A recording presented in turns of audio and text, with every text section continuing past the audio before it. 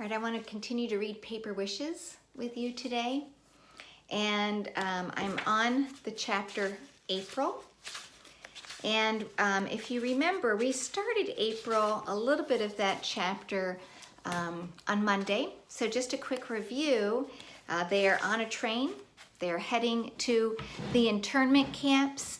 And they are chatting with the soldiers on the train. They bring them breakfast. The soldiers open up the blinds so that they can see what the area looks like.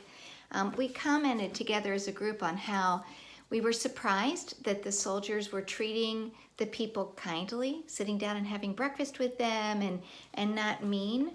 But they finally get to the internment camp called Manzanar. And the first thing that everybody notices when they get off of the train in the buses is how really deserty it is. And Mom is even crying because there's no green. It's so different than Bainbridge Island. So I'll pick up now. I'm on page 29 in my book, and I'll pick up now and keep reading from the story. A soldier calls out numbers from a paper. The island families follow the soldier. Sorry, I'm just readjusting my my camera. The island families follow the soldiers. So they're walking through the camp right now, and as they're passing things, the soldier is telling them what they're passing. Block 1, the soldier shouts, pointing to the right, to rows of black-covered buildings. Administration, he shouts, pointing to the left. So there's things on either side of the road. We walk past the buildings and then cross a dirt road. Block 2, he says, pointing to the right. Garage, he shouts, pointing to the left. We cross another dirt road. Block 3, he shouts, pointing to the right. Your block. Block 3 looks like the other blocks. Black-covered buildings lined up in 2 rows, but the buildings in Block 3 are not all finished. This is where the island families will live. So I'm realizing the island families are probably all the families that are on Bainbridge Island. And this is where they're all going to be living together in this Block 3. Probably not all in the same room, but all in this same section. There are 14 barracks per block, the soldier says, and each barrack is divided into 4 rooms. The soldier taps a building and says, Barracks 1. He calls out numbers and tells each family which room is theirs. He goes to Barracks 2 and then Barracks 3, and at Barracks 4, he calls our number. That's us, Father says. I touch the black wall of the building before I go inside. It is rough and almost sticky. I'm thinking, what would make a building black, rough, and sticky? Kind of interesting. Maybe some kind of tar on the outside? I don't know. We go to our room and another island family comes inside too, the Soto family. I count. There are 10 people in here, but only 8 cots. Mother walks to the back corner and arranges 4 cots into a rectangle. Father and Mr. Soto go outside. Grandfather sits on a cot. I have lived too long, he says. My heart squeezes when I hear Grandfather's word. Mother rushes to him and holds his hands. All will be well, she says. Interesting. So I have lived too long, Grandfather says. To me, I'm wondering if that means that Grandfather feels like I've lived too long to have to go through this. I've lived too long to have to live like this. He's just obviously just really saddened by this situation. And when her heart squeezes, to me, that tells me that Minami is really feeling so bad for him. Maybe that empathy that we talked about with Counselor Carey. All the children sit in a heap on the floor. Mother helps Mrs. Soto arrange suitcases and cots. Mrs. Soto has a large belly and a baby coming at any moment. Sit, Mother tells her. You need to rest. Mrs. Soto starts to cry. I curl up into a ball on the cot next to Grandfather's. Mother snails a string from one wall to the wall across from it, and then she drapes sheets over the string. Now we have more privacy, she says. Interesting. So they've got this room, and it looks like they've pulled their cots to one corner, the Soto's cots to another corner, and then in between the room, in the middle, Mother has strung a privacy sheeted wall. I look around. Inside our room, I can hear the whispers of the Soto family. I can smell many bodies in one small space. There is no privacy, I think. Loud clanging makes the Soto children freeze. The clanging continues and they start to cry. Mrs. Soto hushes them. Mother goes outside to see what is happening. Time for dinner, she says when she returns. You must bring your own dishes. After Mrs. Soto and her children leave, Mother takes my hand. Come, Manami, she says, pulling me to my feet. I don't let go of her hand, which to me is the author's way of saying Manami's nervous. She wants the comfort of her mother's hand. Father, Mother asks. I'm not hungry, says Grandfather. I'll bring something back for you, Mother says. Mother and I carry our dishes and join our neighbors outside. A long line winds past the black-covered barracks to a larger building. It seems as if everyone in Block 3 is here. Manami! Kimi is ahead of us, waving her hand. She skips down the line to meet us. Our barracks is crowded, she says. I'm in number 7. What number are you in? Mother answers Kimi. Number 4, she says. Who is in your barracks? I can hear Kimi and Mother talking, but I do not pay attention. Then Kimi squeezes my hand. See you soon, she says before she goes back to her mother. Father joins Mother and me in the slow-moving line. A sign near the door says Mess Hall Block 3.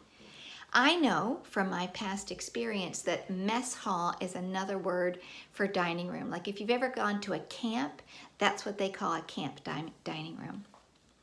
The mess hall is filled with tables and benches. The line moves toward the back where food is being served. There is a long table. 3 people stand behind it, scooping food onto our dishes. I collect my dinner and follow Mother and Father to an empty spot at a table. The room rumbles with low voices and forks clinging against plates. I am hungry, so I take a bite of the mashed potatoes on my plate. They are sticky and thick, and the more I try to swallow, the stickier and thicker they grow. I do not like these potatoes, but I am still hungry, so I take a bite of the corn on my plate. It has no flavor, but at least it isn't sticky and thick. There is some kind of meat too. It is shaped like a square. I try to imagine a bowl of rice and a plate of food. I am so hungry I eat the food, but I do not like it. I soon discover that if I crouch down low with my eyes next to the ground, I can pretend that the dirt looks like sand here. If I stand tall with my feet bare, I can pretend the dirt feels like sand here. But when I open my mouth to speak, the dirt no longer feels like sand. It sticks to my lips and tongue like red mud. It coats my throat so I cannot speak. I think this is what has happened to me. I wish the dirt would cloud my eyes too so that I would not see this place that is and is not my home with Yujin. Say something, Mother tells me. We have been here 2 days and she is sitting behind me on the bed, her arms wrapped around me and her mouth next to my ear. It feels good to sit like this. You are sad, she says, maybe even angry. I close my eyes and listen to her words. Sad and angry, yes, maybe, but mostly scared and worried. Go outside and play with the other children, she says. Before the door closes behind me, I hear Grandfather speak. Let her be, he says. But she won't talk, Mother says. Give her time, he says. Kimi waves to me from the big open space between Block 2 and 3. Many children play there. They talk and laugh. Some play with marbles. Some play with a ball. Some stand in groups giggling. Kimi asks me a question, but I cannot answer. It's okay, Kimi says. I know you're sad. I miss Yujin too.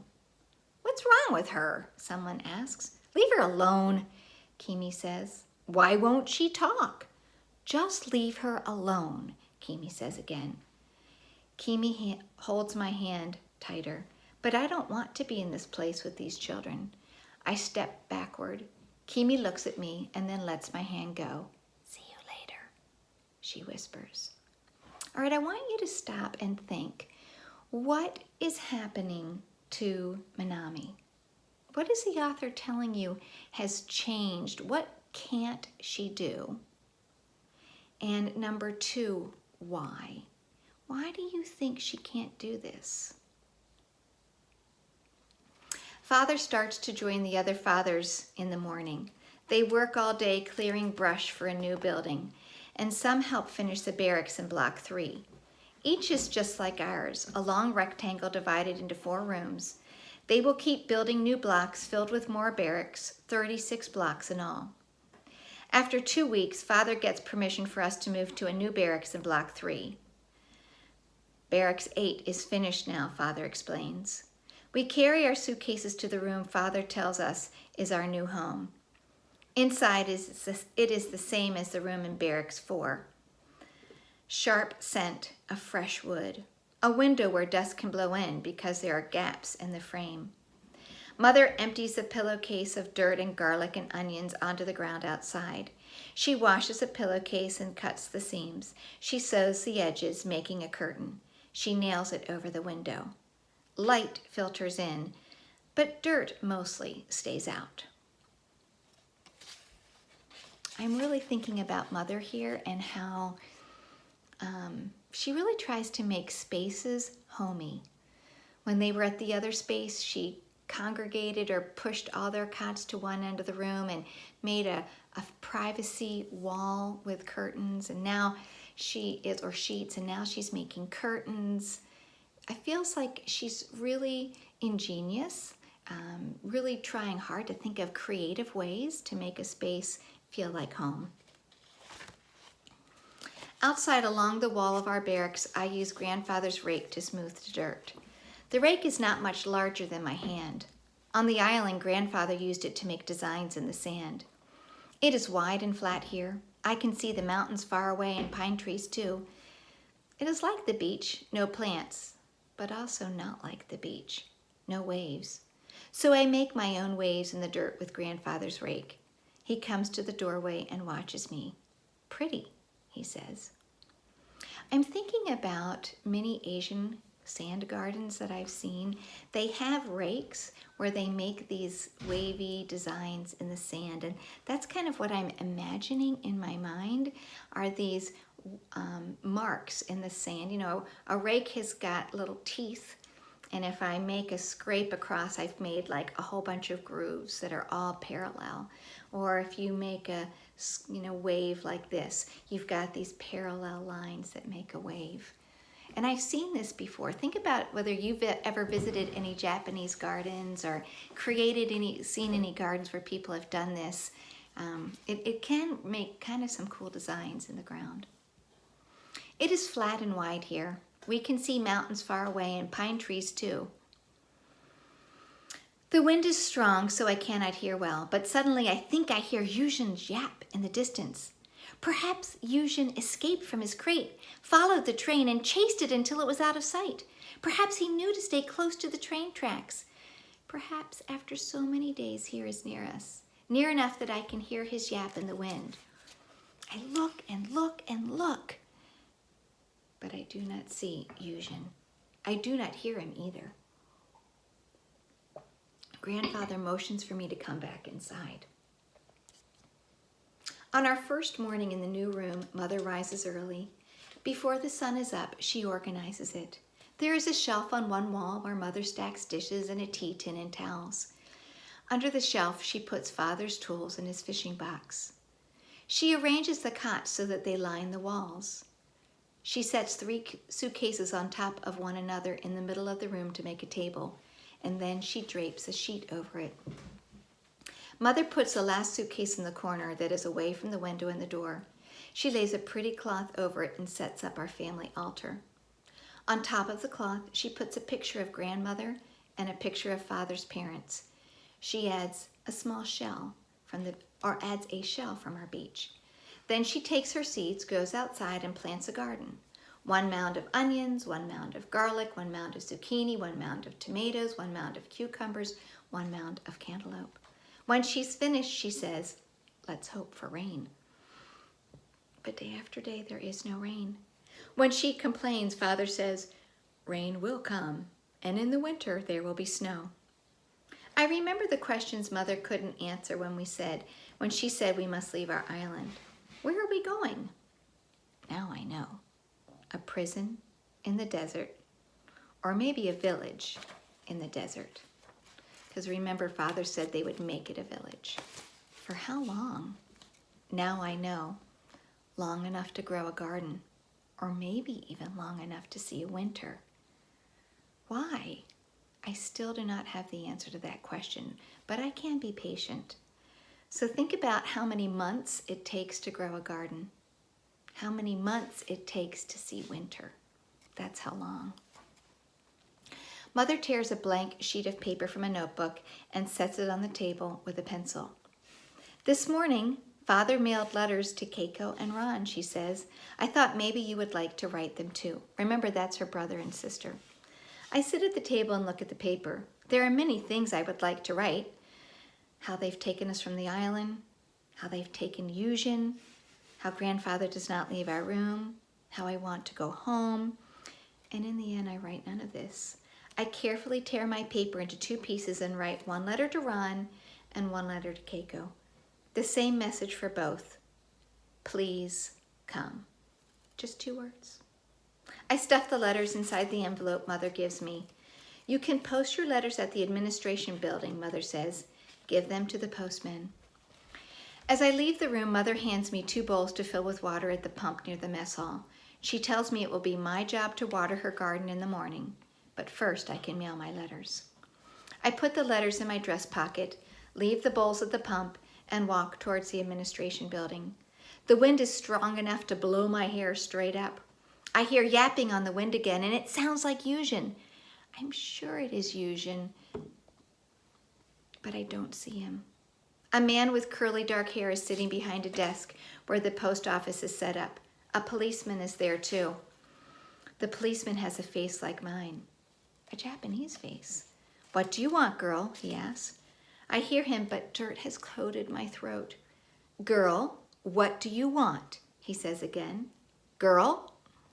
I run from the building. I run down the prison village road. I run toward the pump water where I left Mother's bowls. And I know why I can't hear Eugen yapping anymore.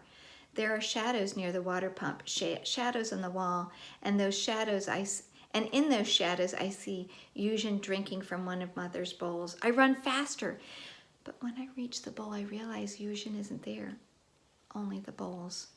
I drop to the ground to catch my breath. I don't understand. I heard Eugen. I saw Eugen. Where is he? I fill the water bowls and empty them on Mother's garden, and then I remember my letters. Maybe Mother will mail them for me. I set the bowls down and reach into my pocket, but the letters are gone. I have lost them. That's the end. You can go to the discussion page to see the questions about this, and then I'll post a separate video that will where I will read the chapter May.